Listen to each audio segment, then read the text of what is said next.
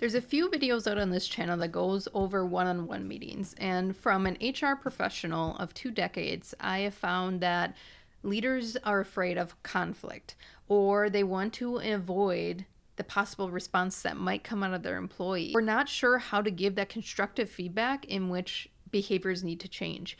And so check out the other one-on-one meetings with impact videos out of my channel that will give you some value add questions or techniques to address that healthy conflict in which you can maintain the relationship or even grow it. This video is going to be on specific work style questions that you can ask that hit them where their natural tendencies are. This video is going to be about the one-on-one meeting conversations or questions that you can have specific to the work styles on your team. I do want to emphasize that you should have DISC assessments in your organization before you apply some of these questions, because your interpretation or perception of what their work style is might be a mismatch. And now you're going down a rabbit hole in which you're de-energizing both of you versus engaging energy and increasing that rapport. So understand the work style through this data behavioral science tool before you apply these questions. Once I know one of my team members is one of these work styles, here's a few questions that you can apply.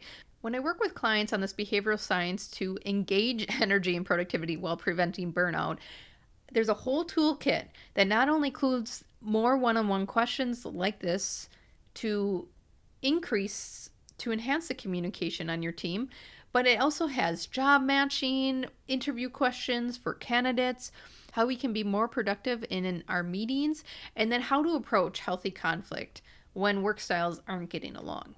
So let's dig into some of the one-on-one questions from one of these packets that might be useful in your upcoming one-on-one meeting in which the door is closed, you are focused on the conversation, it's not a pass-by type of question.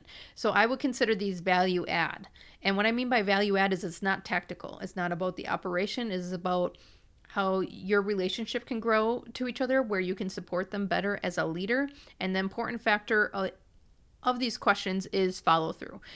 Whether you can do the action that they're asking or not, the important part is having this conversation and following through with the action you are going to take, whether you can or you cannot, or continuing the conversation. You do not have to act on every question or request that comes in from your team member. And that's an important tool that we talk about in our leadership mastermind group is what can you do and responsibilities do you have as a leader, and what is going to be your boundaries and how are you going to respond to that? Again, healthy conflict conversations.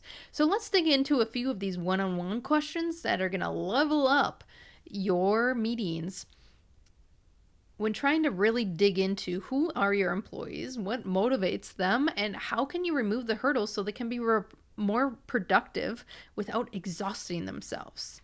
So let's talk about Ds. Ds are very fast-paced and they want results. They are goal-oriented. They're very decisive. And they are moving forward in a way that's going to get them a result. A great question to ask these fast-paced, results-oriented people is, what barriers do you currently have that are making this process slower than it needs to be? What actions could we take together or as a team to speed up that process? When I've had clients go out and ask this question, then come back to me on what was the result, it was interesting that successful or dysfunctional pass-offs was often a barrier. So when I say successful pass-offs, they were able to meet the result in the time that they wanted. Ds move very fast, so that's pretty impressive. The dysfunctional pass-offs is people weren't using the system, which is often actually the D behavior, not the other person's behavior. The other dysfunction that comes up is communication, that someone actually had it done and never responded back to a D, so they're waiting, they're getting mad, and the action's actually already done, but the person didn't communicate back, or your systems are not automating notifications back to a D that the next step is ready. So I see this a lot in sales type of people or project managers that move fairly fast. And so they need information flow back for an effective pass-off. But understand when Ds are getting frustrated with the barriers in their goals because of other people's behavior, really ask that investigative questions. And as you ask that investigative questions, you will find out some of the behaviors are the D's responsibility. that your team member is actually causing the dysfunction. So do you see where you can dig into the root cause of dysfunctions in your organization through these value add questions? So the question of what barriers are you seeing and how can we remove those so that you can work faster or meet the needs of the pace that you want? You can dig into some of those operational hiccups and not only support D, but also guide them in different paces of work styles. That's a great question to ask a D work style in your one-on-one meeting. Now, I's are our social bunnies. They are the social butterflies, as you say.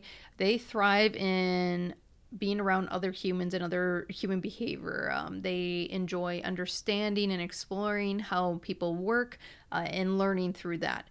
So a great question during one-on-ones is there any coworker or client relationships you would like to strengthen this year?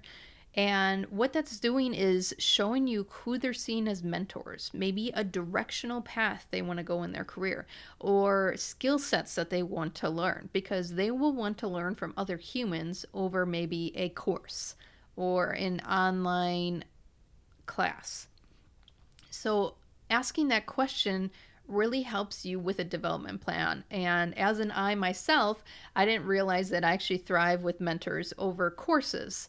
So I would go to clinics and conferences and take classes, and that was great for my skill set, but I felt like it was just a thing. It was just a thing that I learned.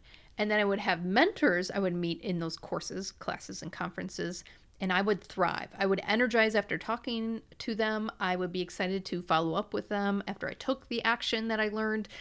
It was that relationship building that re-energized me.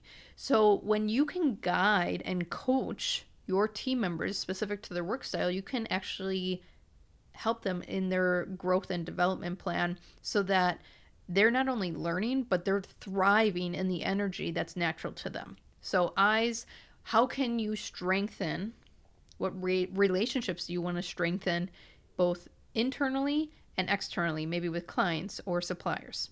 That's a great I one-on-one question for your next meeting. Let's move on to S's, which is our supporters. So they are very much your dependable, supportive group members in which they're there, right? When you need them, they're there, but they're not going to be pushing the narratives forward. They're not going to be pushing change management initiatives. So what questions do you want to ask them right now in an ever-changing world where not only processes are changing and softwares, but product is changing, people are changing, would be what is going to be stable? And a great question to get there is, where would you like to see more consistency? So that could just open up the discussion to processes. We continually change our processes. It's exhausting.